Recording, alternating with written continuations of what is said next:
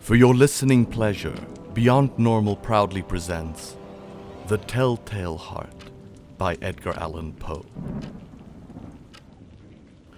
True, nervous, very, very dreadfully nervous I had been and am, but why would you say that I am mad? The disease had sharpened my senses, not destroyed, not dulled them. Above all was the sense of hearing acute. I heard all things in heaven and in the earth. I heard many things in hell. How then am I mad?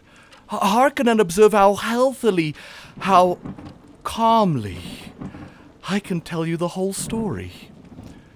It is impossible to say how first the idea entered my brain. But once conceived, it haunted me day and night. Object there was none, passion there was none. I loved the old man. He had never wronged me, and he had never given me insult. For his gold I had no desire. I think it was his eye. Yes, it was this. One of his eyes resembled that of a vulture. A pale blue eye with a film over it. Whenever it fell upon me, my blood ran cold, and so by degrees, very gradually, I made up my mind to take the life of the old man, and thus rid myself of the eye forever. Now this is the point. You fancy me mad. Madmen know nothing.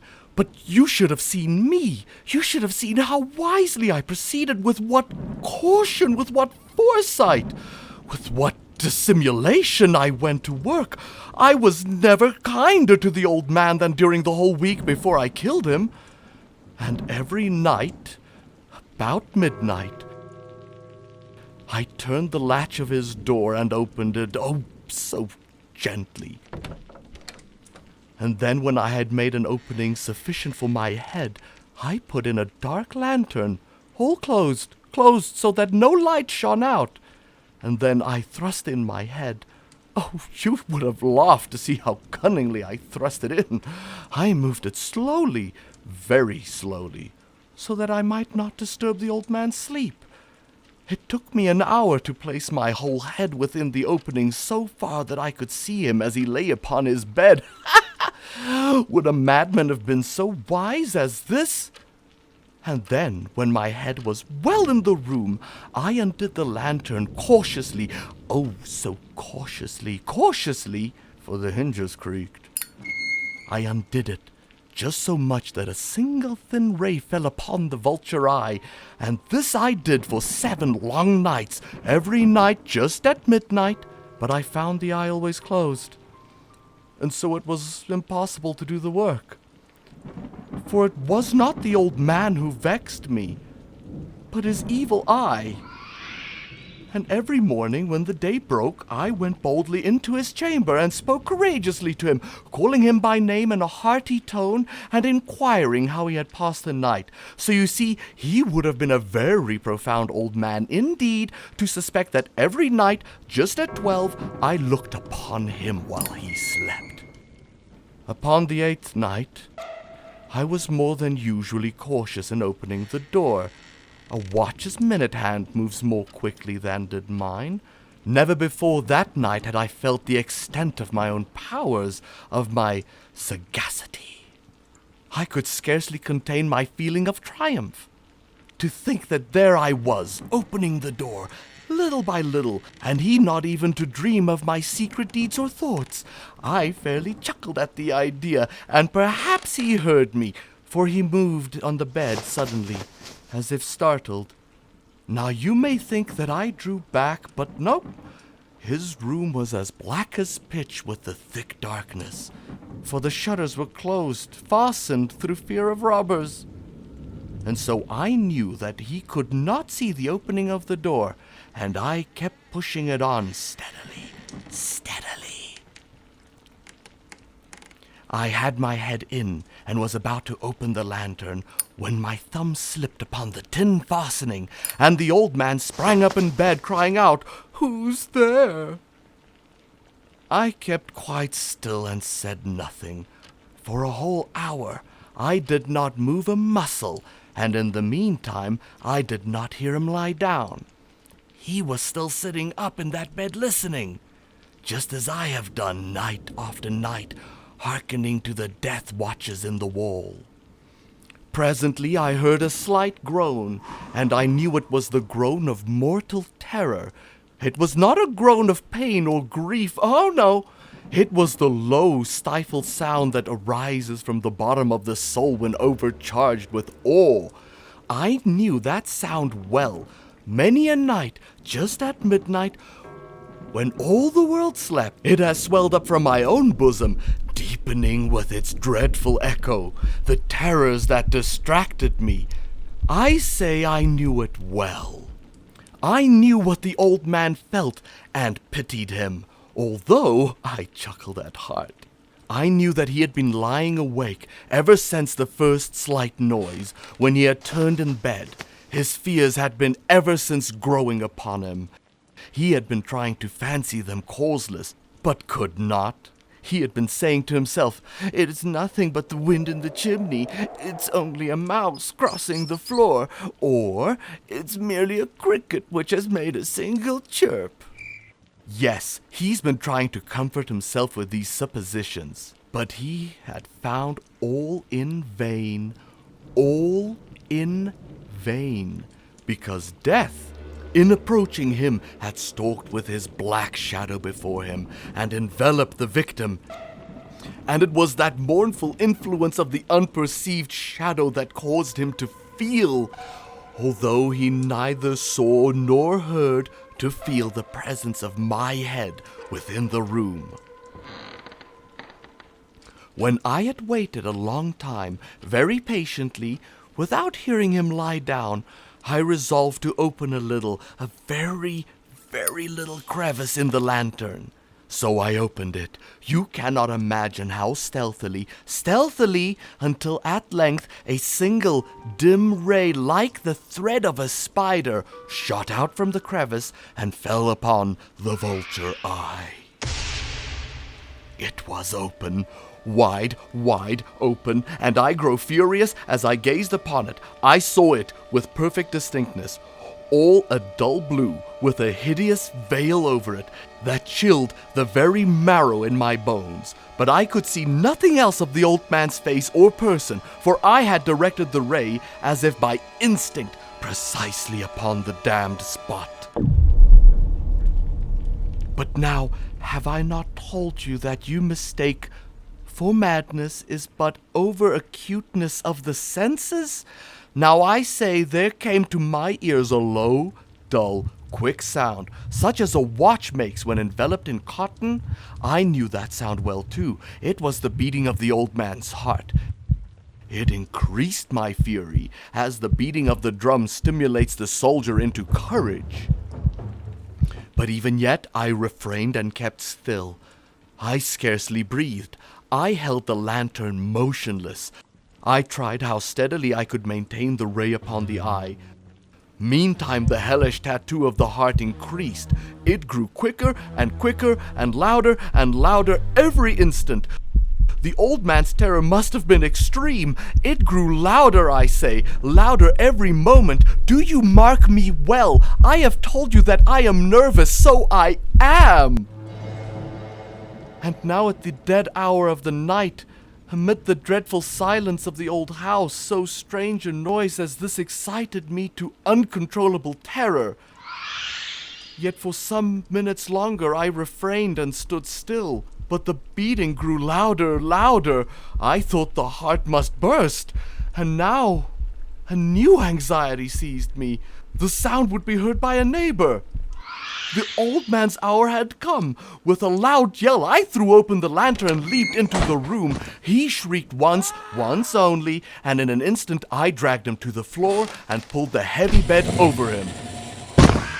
I then smiled gaily to find the deed so far done. But for many minutes the heart beat on with a muffled sound. This, however, did not vex me. It would not be heard through the wall. At length it ceased. The old man was dead. I removed the bed and examined the corpse. Yes, he was stone dead. I placed my hand upon the heart and held it there many minutes. There was no pulsation. He was stone dead. His eye would trouble me no more. If still you think me mad, you will think so no longer when I describe the wise precautions I took for the concealment of the body. The night waned and I worked hastily, but in silence. First of all, I dismembered the corpse. I cut off the head, and the arms, and the legs. I then took up 3 planks from the flooring of the chamber, and deposited all between the scantlings. I then replaced the boards so cleverly, so cunningly, that no human eye, not even his, could have detected anything wrong. There was nothing to wash out, no stain of any kind, no blood spot whatever. I had been too weary for that. A tub had caught all. When I had made an end of these labors, it was 4 o'clock, still dark as midnight. As the bells sounded the hour, there came a knocking at the street door. I went down to open it with a light heart, for what had I now to fear? There entered 3 men who introduced themselves with perfect suavity as officers of the police. A shriek had been heard by a neighbor during the night. Suspicion of foul play had been aroused. Information had been lodged at the police office, and they, the officers, had been deputed to search the premises. I smiled, for what had I to fear? I bade the gentleman welcome. The shriek, I said, was my own in a dream. The old man I mentioned was absent in the country. I took my visitors all over the house. I bade them search well. I led them at length to his chamber. I showed them his treasures, secure, undisturbed. In the enthusiasm of my confidence, I brought chairs into the room and desired them here to rest from their fatigues, while I myself, in the wild audacity of my perfect triumph, placed my own seat upon the very spot beneath which I reposed the corpse of the victim. The officers were satisfied. My manner had convinced them. I was singularly at ease. They sat, and while I answered cheerily, they chatted of familiar things. But ere long I felt myself getting pale and wished them gone. My head ached, and I fancied a ringing in my ears. But still they sat and still chatted. The ringing became more distinct. It continued and became more distinct. I talked more freely to get rid of the feeling, but it continued and gained definitiveness, until at length I found that the noise was not within my ears. No doubt now I grew very pale, but I talked more fluently and with a heightened voice. Yet the sound increased, and what could I do? It was a low, dull, quick sound, much such a sound as a watch makes when enveloped in cotton.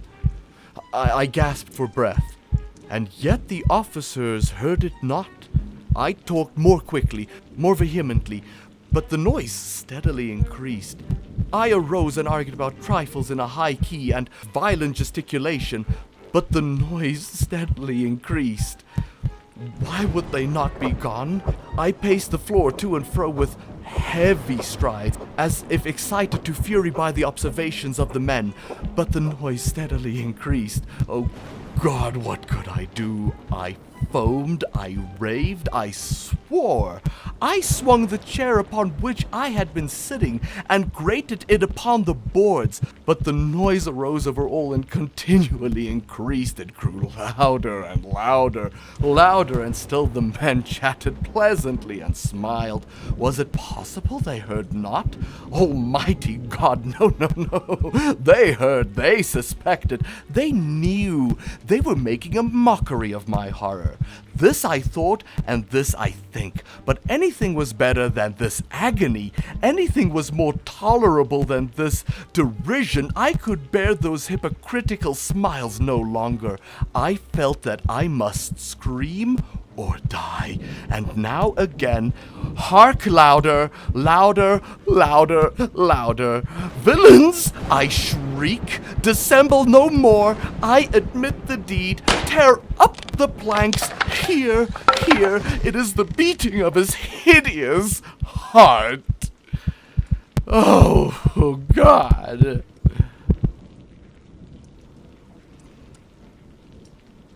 That was The Telltale Heart by Edgar Allan Poe, 1843.